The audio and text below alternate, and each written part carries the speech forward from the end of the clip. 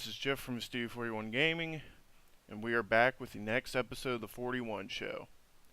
Now, this has been a video that, well, it's coming in podcast form, in live podcast form, so be sure to fire up that chat.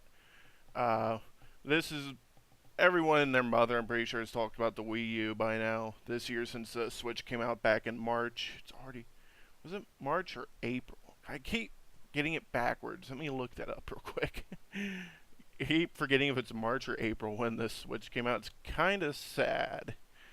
But let me just look it up real quick. Let me look it up. I want to make sure. Yeah, March 3rd. That's right. It's already been 4 months. But since March 3rd, everyone, I'm pretty sure, has made a Wii U video. We haven't, but well, it's time to jump on that bandwagon. So let's talk about why the Wii U was a failure. So the biggest reason, I'm pretty sure there are a ton of reasons, a lot of them we will be hitting here, but possibly the biggest one was the just non-existent, really, marketing for the Wii U. Everyone who basically, I think, bought a Wii and was in that casual crowd, they all thought the Wii U was just a gamepad add-on for the Wii. So they'd go in, look for a Wii U, figure out it's a whole new console, and said, nope, put that middle finger up and they are out of here. But there was no marketing for the Wii U. There was marketing for the games, like Mario. Pretty sure I saw a couple of Legend of Zelda ones for the HD titles. But for the system itself, none whatsoever. There was just zero marketing for the Wii U console itself. So that's the biggest, definitely I think the biggest reason, was just no commercials, very few like magazine ads.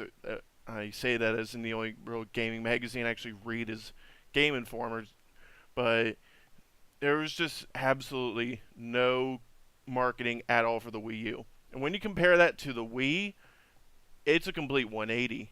The Nintendo Wii had the Wii Play, Can We Play commercials.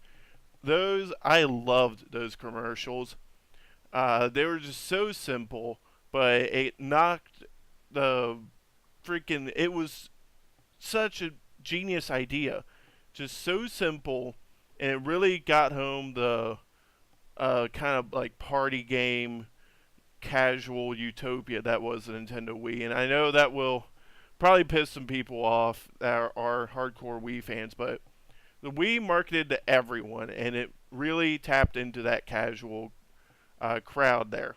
And that was the best thing about the Wii, was that you didn't have to be a gamer to just love the shit out of the Wii. Now, the next biggest reason, this is right up there with bad marketing, and that is that the first party game library for the Wii U was virtually non-existent. You got New Super Mario Bros. U, that was a launch title. And speaking on that more real quick, the launch titles, I should say, for the Wii U were absolutely terrible. But you got two first-party games at launch for the Wii U, and granted, the Nintendo Switch technically only really got one in Breath of the Wild, but that Breath of the Wild is like one of the greatest games probably ever made, and not to mention it was a Legend of Zelda game, which always has such a huge hardcore fan base. But New Super Mario Bros. U, it was a 2D Mario game. I mean, that's not knocking the doors off of your launch lineup there, Nintendo. This isn't the 1990s where you can really kill it with a game like Super Mario World. This is just a 2D Mario title. I mean, it was really, you're limited in the 2D Mario space, so that's not really getting it done. And then you had like Nintendo Land, which is kind of like a mashup of different Nintendo worlds. And that was the first party launch lineup for the Nintendo Wii U. And you had some other games. I mean, Assassin's Creed 3, okay. Black Ops 2, alright. FIFA, okay. We had, I'm just looking at it all here right quick. It Arkham City Armored Edition, Darksiders 2, okay. Just Dance 4. But I mean that launch lineup there is not good at all. So it's just the Wii U never got its footing right in terms of hardware sales. It got there with software sales.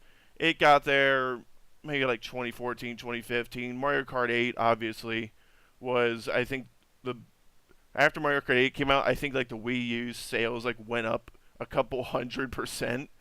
So it's kind of that's kind of insane. But Mario Kart 8, I think, unless something has changed for this generation of games, Mario Kart 8 is the best-selling exclusive. Yeah. The Wii U, by the way, sold 13.5 million units as of, I think it was March of this year. I was looking it up. And Mario Kart 8 sold at 8 million units, guys. Guys, come on now. Unless Uncharted 4 passed it, which it might have. I might not have seen it. Let me look it up real quick. I'm just going to look it up real quick because I'm sitting here. Let's see. Real quick. Uncharted 4. This is the one that I think if anything would pass it, it would be this game. So let's see. Sales. 8.7 million. It passed it. Okay, so yeah, 8.26 for Mario Kart 8 for the Wii U. So Uncharted 4 was the first game to pass it, and that just came out last year, guys. And that adoption rate's insane, really. 13 million and 8 million of them own Mario Kart 8. And then New Super Mario Bros. U 5 million, Mario 3D World 5 million. And doesn't show any specific numbers for Smash. That would be interesting. Let's see. Smash. At the end of May, 1.6. Oh, 5 million for the Wii U. There, it just didn't have it in the Wii U article. 8 million on the 3DS. That's actually kind of surprising, but yeah, the software, first-party software side, the Wii U did very well. What it got sold, unfortunately, it didn't get much, and that's the problem. You have to have substance with your quality. There has to be an equal amount of equal amount of first-party games, and they have to be good. So when you're just getting low quality or low quantity, it's high quality, sure, but you're gonna get tired of playing it after a while. So that's what's so great about the Switch right now. There's an exclusive coming every month through the end of the year. And I pray Xenoblade doesn't get delayed because that would be bad. And speaking of Xenoblade, I do have to say real quick, point out this game in particular is hampered the most, I think, by the touchpad, the gamepad. Xenoblade Chronicles X, when that game first came out, oh my god, I could not put it down. But it was so frustrating because the touchpad was how you fast traveled in the game. And with that game's game world, fast travel is a goddamn requirement. And I'm wanting to play it with my Wii U Pro controller because it just feels better than the gamepad, but we'll get more to the touchpad in a second, though. And another humongous reason why the Wii U failed was no third-party support. This console has probably the worst third-party support of any game console, any modern game console I've seen by far. It was just get passed over. The Wii U was, I think, notoriously hard to develop for. The gamepad was one of the most annoying things. I'm pretty sure I saw a lot of things. Not pretty sure I did see a lot of things where devs didn't want to develop for the gamepad.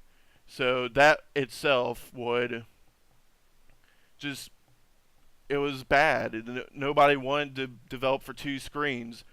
Is some of that on the developer? Yes, but the Wii U was pretty underpowered, so they just passed it on, considering the console wouldn't sell because of its bad marketing and the fact that there was very few first-party games, very little third-party support. It was just it was a cycle.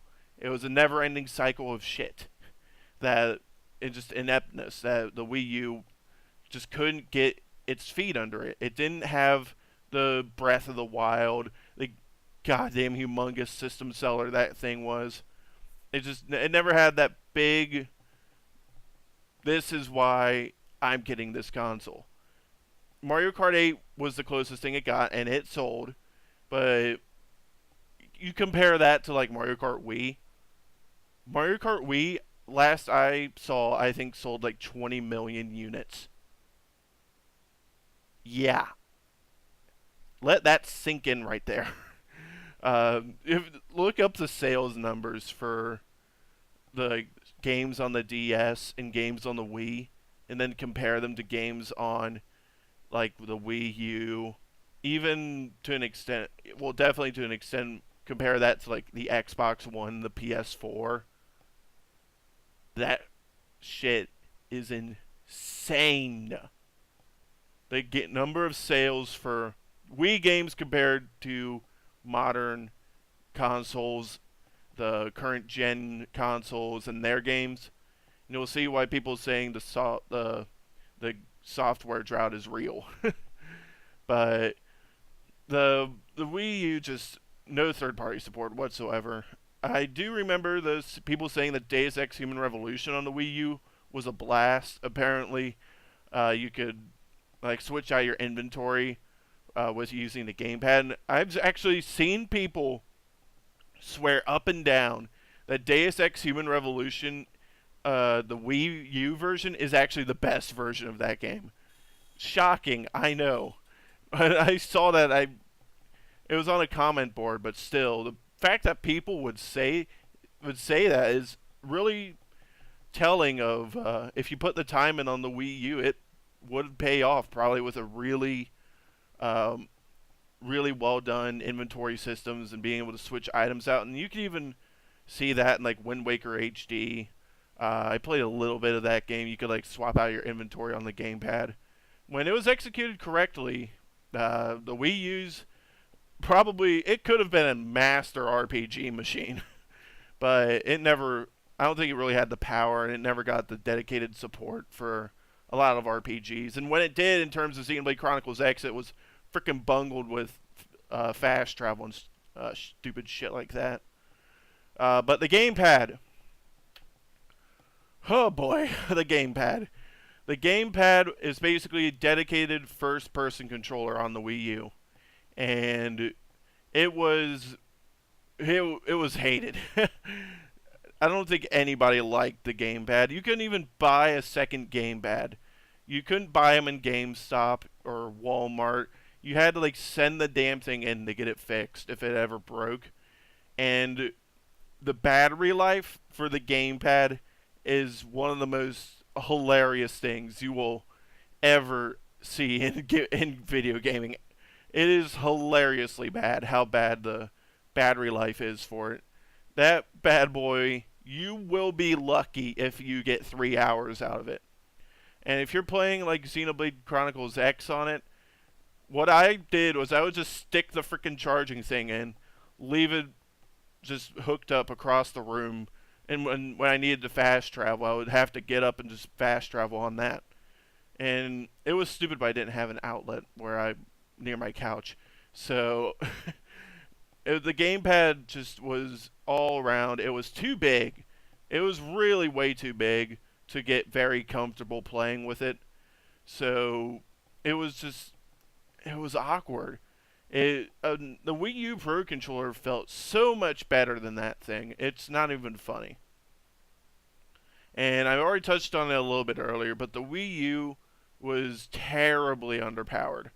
I think it was comparable to the PS3 in terms of its games, maybe around the 360 PS3. If you put in the art style, you could get really good graphics out of it. Like Mario Kart 8 looks fantastic on the Wii U. And Super Mario 3D World looks amazing. But cartoony art styles, Just it doesn't. It works. It works if you like for Mario and that kind of shit. But if you're looking for more realistic graphics, like Arkham City being an example, the Wii U probably just couldn't handle it. It had 2 gigabytes of freaking memory, for Christ's sake. You can't expect that to compete with the Xbox One, PS4. I think each of them have 8. Good God. Not to mention a really sadly powered GPU. I think it was like 500 megahertz or something. That's kind of sad. But the Wii U, in terms of its power, was miles. Even in with how underpowered the Xbox One, PS4 base systems are, it was miles behind those. So it never paid off really at all to develop for the Wii U if you were a third-party developer. People who bought the Wii U were the hardcore Nintendo fans, which Nintendo wanted to get back to their hardcore fans, but they did it in the wrong way. Yeah, the hardcore fans bought it, but you got only the extreme hardcore. You didn't get the hardcore gamers because they would probably have liked to see third-party support and better graphics. So you got your diehards getting the Wii U, and that was absolutely it.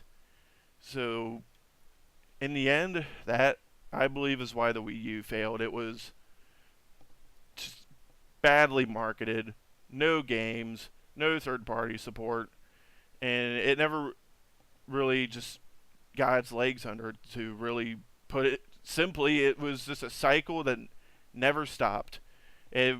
Its best games definitely came out in like 2015, late 2014. It got a little run there at the end, but was way too little, way too late. So thanks for watching, or thanks for listening. If you're listening to this